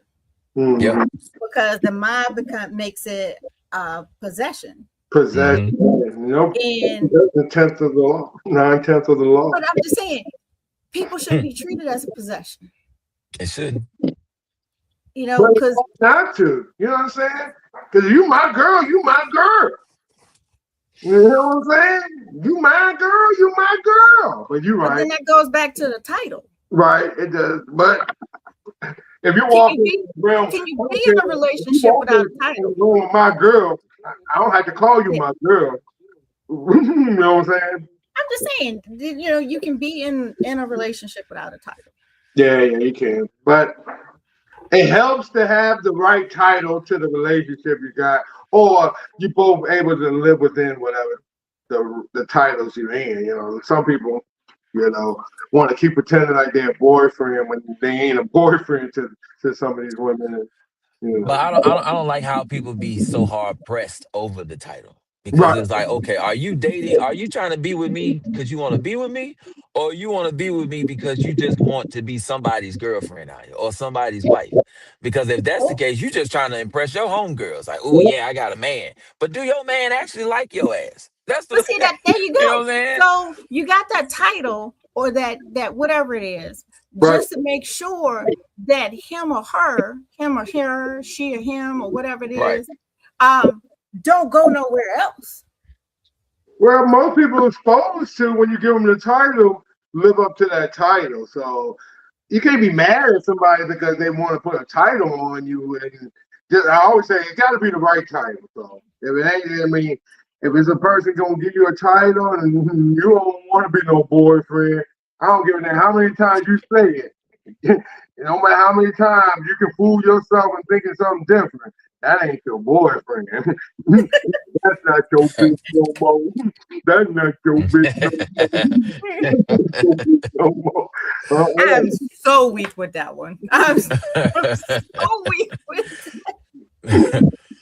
But see, even giving somebody a title to try to prevent them from going somewhere else is fucking crazy work. Because at the end of the day, we all grown and you gonna do whatever the hell you want to do anyway.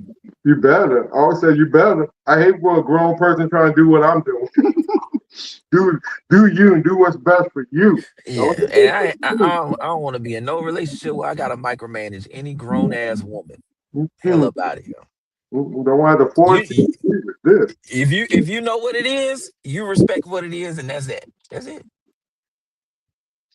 So don't go get no pools. Stay out the pools. You I can't swim anyway. You might. I can't swim either. So you might need to go to the beach or to the ocean and wade yourself in. Yeah. Until you get to the right place. Because if you go to the pool and you slip off of that 5 foot into that 12 foot, they gonna try to get you. They want to be in there with the alligators. You know, correct. That's where they are. They're little piranha fishes. They gonna get you. Those little piranha. I'll stick to the YMCA's that I'm used to at this point. I'm still learning how to float. I say go to the beach. If you want to, get out of the pool, I say go to the beach and just wade in.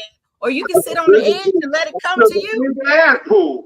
You go to the beach. That's like a big ass pool. No, but he can sit there on it. He can sit there on the edge and let it come to him. He ain't scared. Get in that water, boy. Don't take no advice from the man on the other side of you. Don't take no advice from me. Because he have you out here. Don't push you in the deep end. I'm that guy. He be out here calling you Clarence Carter. You be stroking. Be like, damn, Mike J out here diving into everything, huh? God damn. I was like, he gonna have you out here Clarence Carter be stroking. No, don't listen to the east and the west. That's what I be doing. So entertaining, so much greatness. It was great to sit down and have one of these talky talks. I just didn't want us to get to 3-4 hours. So I wanted to make sure that we got a little bit more to say. We'll break this up and do it another time, and so we can have some good content. But I think this was some great one right here. So thank you once again, Diva, for bringing us together. Appreciate you. In a situation where we can just talk as Black men together on different topics. That's what I asked her. That's why I asked her for it. Look, she gave me the opportunity to do it here on this platform. So I always appreciate this platform because it deals with a lot of mental health, especially the Black men.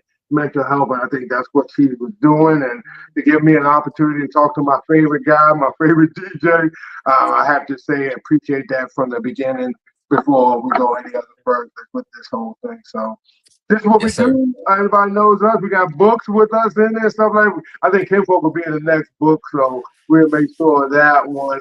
We got a lot of things going on book-wise. We got a book fair in a couple of weeks. Like I say, you can find us anywhere online, stuff like that. So I guess I'm doing her job. She told me I was a guest host. I'm doing what she usually do around here. Getting us all together, making sure everybody give you a summary, knowing what's going on. Like I said, we got Kinfolk DJ all around. Please follow him on all platforms. Anybody, we didn't even talk about the other things I do. I do fitness and everything else. So I'm on some other old ones. So make sure y'all go back and watch it and continue being everything else. And let Pamela and Kinfolk talk us out of here. I did all my talking. Okay, so I'm gonna say thank you to Mike for coming on, for letting us be your what do you want to call it? The one where you cut your teeth on being on a podcast. Absolutely. So as you can see, it's not that bad. Not that bad.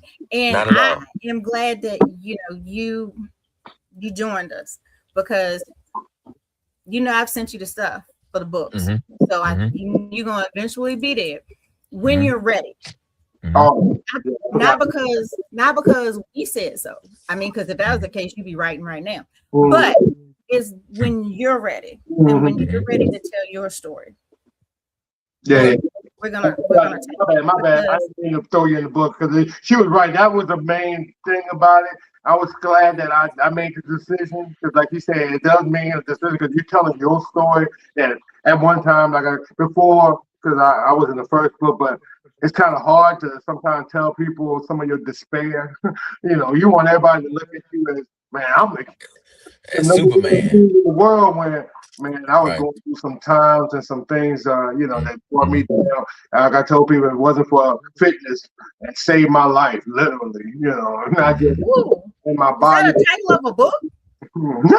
Slow down. There it is. That's where we're coming back. I got my 12 book coming on and everything like that. But no, I'm supposed to be summarized. Oh no, you're fine. Well, you segue in Mike in. So before Kinfolk, before I knew before the Kinfolk, in case some folks didn't know that I knew before the Kinfolk. Yes. You have your own book also. Mm-hmm. You have your own book, and we are here for you to walk you through doing your own book. You have your story. Mm-hmm. And the one next to you is doing his own book. Mm-hmm. Okay. So, like you said, what was it? Do multiple things. Woo, Lord Jesus, don't get me to list the crap that I started doing. I got way too much stuff going on. Just like when we finish this, I'm gonna put my shoes back on, hop back in my car, and I'm going back to work. That's the type of crap I do. Ooh. But you have your own story. You have a story to tell. Mm-hmm. I sound like my publisher because she uses that too. But you have a story to tell. And when you're ready to tell it, we will be here to help you. Yep. And I appreciate that. From the first book that I did, don't worry about who you hurt and who stops talking to you. It's your story. You writing it from your point of view. And I had to tell several people that they were like, "Oh, I didn't know your mom was like that. I didn't know." I said, "Because you didn't live it. You saw what was on the other side of the door, and I saw what was on the door when it was closed. So this is my story. You don't like it, don't read it. Right. You don't like what I wrote, don't talk to me." But my mom beat the brakes off of me on a regular basis. My story. My mom took 3 weeping willow branches. She had me go get them. She braided them, soaked them in water, and whipped me. But they didn't see that on the outside the door. That was what I walked. Damn, I'm sorry to hear that. It who I am. She picked my dad up and threw my dad out the front door, and he rolled out into the middle of the street. But they didn't see that. That's who she was. And that's how I got here with the men's mental health. Because I've been through some shit. No, he arts and craft your ass whooping. That's a mean ass woman. Yeah, and if I didn't get the branches, I know this isn't what we were here for, but if I didn't go get those, she would wait until I got out taking my shower or my bath or whatever. Oh, that's the worst. She would catch me with a fly swatter. Going into my room, she snatched my tail and beat my ass. We might be booked. You sound like a Netflix special. So yeah, definitely Tyler Perry. Well, and then I'm definitely gonna wrap this up. But she did not want me when I was born because she thought I was a white baby, and she told my dad that she did not have a white child. And I spent the first 5 years with my grandmother because she didn't want me. So my dad took care of me through my grandmother. She did not want me. And then when I got back to the house, she treated me like shit. Well, glad you're back here. We want you. Yeah, most definitely. Over. So we want you to be the best in everything that you can be. And you is yellow as hell, though. You yellow. You are good. Mike, so back to you. I can't with this man. When you're ready to come back, the door's open. As you can see, we work around your schedule. We here for you. I appreciate y'all. And you know how to find that one, and then send my T-shirt with that one. Always beside him. And make him pay for it, and I'll get it. Yeah, I get it. If we're gonna do you a T-shirt, I ain't going nowhere with you because I need you to buy me a T-shirt. I'm the biggest fan. I want a T-shirt. This video yelling his name. I'll do it the same. Do it again. That's my man, 50 grand. I love him for all my life, all my heart. No Diddy though. You and Diddy. All right. Love you guys. Love this girl is going to Go back to work. Get back to work. I'm glad to see you safe though, Kinfolk. From yesterday, Hey. I saw. Woo. Oh yeah. I don't want to talk about yesterday. Yeah. We had trees down and everything up here. Like, go up there. No place like home. No She was place like here. fucking home. Yeah. No lights, Man. trees down. I was Daggone, just when I got like, home, man. bullfrog sitting at the front door. Nah, I'm good. Yeah. I had never experienced anything. I was like, damn, people gonna come here and be like, damn, Kinfolk tore this party up. I drove down there after it. I was like, hey, where you at? Like, it wasn't me. It was good. It was an act of God. All these trees there, they must have been. I was happy that here you was okay, everything was safe. You know how Yes, sir. anything you ever need, you already know. Both of y'all, anything y'all ever need, I'm always. Absolutely. I'll find a way for it. So if y'all do anything, I'll find a way for it. So love y'all. Keep on doing what you're doing. And let's keep on enjoying these things. One thing I say, y'all two people at least try to enjoy this thing called life. I know some people that don't even try. They will be mad just for to be mad safe. At least correct. Oh, we get a lot of that. Facts. They claim they're enjoying life, but they mad. Mad for no reason. Just mad at each other. If there's a problem, if there's an underlying problem, solve that first, then enjoy life. Damn. There you go. Turn that light on the underground problems. I'd rather say it is you. I'd rather say you the problem than try to solve my problem. That feels better. Crazy work out here, I swear. All right, you go. Make sure you do your ab work today. Yeah, you're gonna get you the one to talk to, so we're gonna get you some ab work. I'm gonna send you the that workout, and you got a couple of sit-ups to do today. I'm gonna get you back on track. Don't ask for something and think that nobody gonna hear it. Don't be throwing stuff up in the air. I always tell people, don't be throwing things up in the air, especially when I care. That almost felt like you was yelling at me. Okay, I was like, who are you talking to? Because I done learned dealing with you. I don't ask, and I don't ask for nothing unless I'm gonna stick with it. I don't take no challenges and post them on Facebook unless I'm gonna finish the whole 30 days. They call you out. I'm the one. I learned. No. Don't be saying I'm 15 days later. Like, are you still doing that? Yeah, because like that SWAT challenge I did, I said, oh, if I'm gonna do this, I know what he gonna say. I got to keep on going the whole 30 days. And then at the end of the 30 days, I could almost squat my butt on the ground. So hey.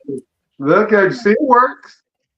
I gotta tell myself so. All right, man, let's go and work this out. You get back to work. Kinfolk, what you doing today? You just relaxing for the rest of your day?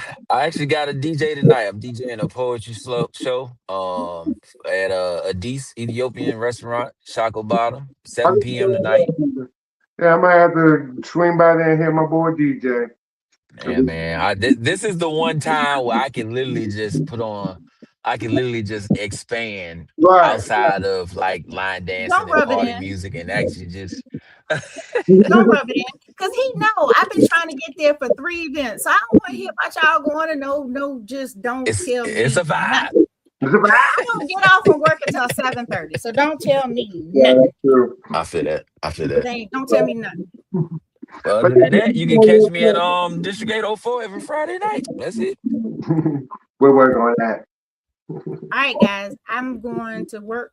Take me 20 minutes to get there. So please be safe. Thank you for everything once again for bringing us together. You know how much it's gonna be. I'm about to go back and watch it and cut it up. I'm about to throw some screens, some online because y'all touch some good topics. Y'all brains are a lot bigger than y'all ever know because y'all got some smarts on y'all. A lot of other people don't got smarts on them. They oozing with it. At least y'all not oozing with none of it. Y'all smart be showing. That's a oozing. I feel like a wound. No. They be dumb oozing with the dumb. Okay, sorry. I didn't mean to say anything about a wound. Sorry, no pun intended. Yeah, no did it. Yeah, sorry. No talk about your boo-boo. No talk about the boo-boo. Sorry. Hilarious. All right, guys, y'all behave yourselves. Thank All you. right. You're welcome. Go get something to eat, Mike. Will do. All right, guys.